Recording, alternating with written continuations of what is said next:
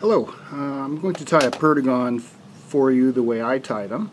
I make it as simple as possible and as fast as possible.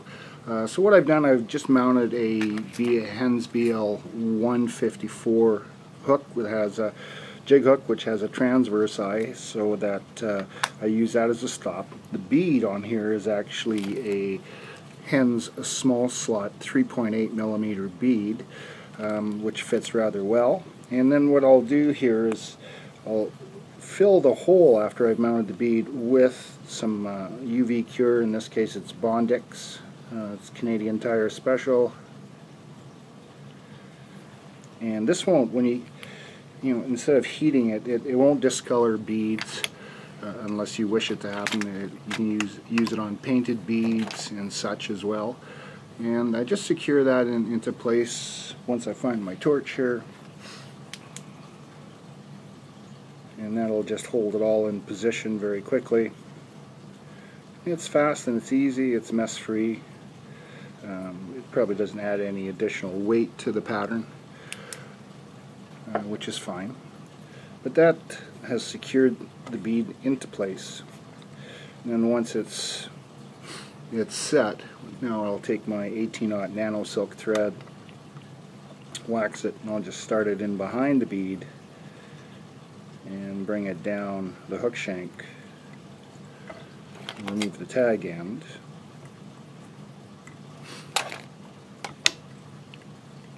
and continue down to the bend of the hook.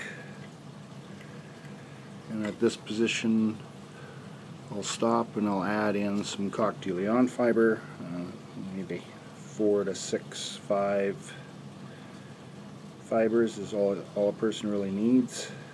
You want to keep these patterns as sparse as possible. So by pulling the barbels 90 degrees to the stem, they've kind of matched up all the tips.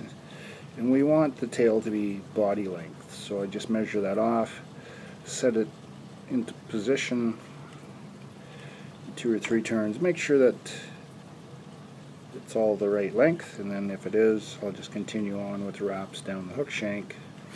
Again, keeping my thread flat.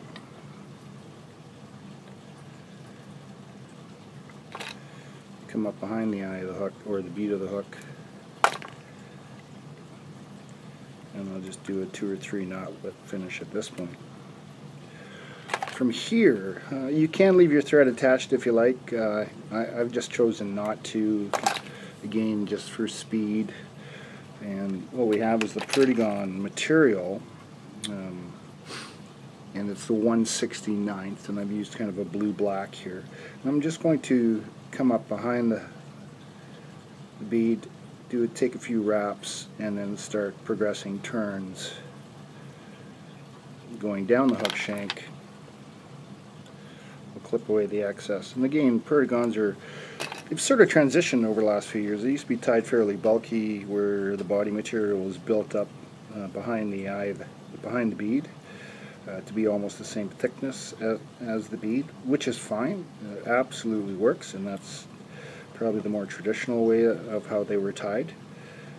But now I'm finding that very narrow, thin Perdigons seem to be a big player here in Western Canada, and people are quite interested in running the Perdigons now. That's really taking hold, and the ideology of Euronymphing is really starting to come into play in a good way. So I'm pretty happy to see it's all coming around here.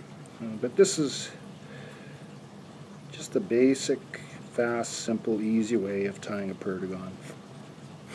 Again, just make sure that you keep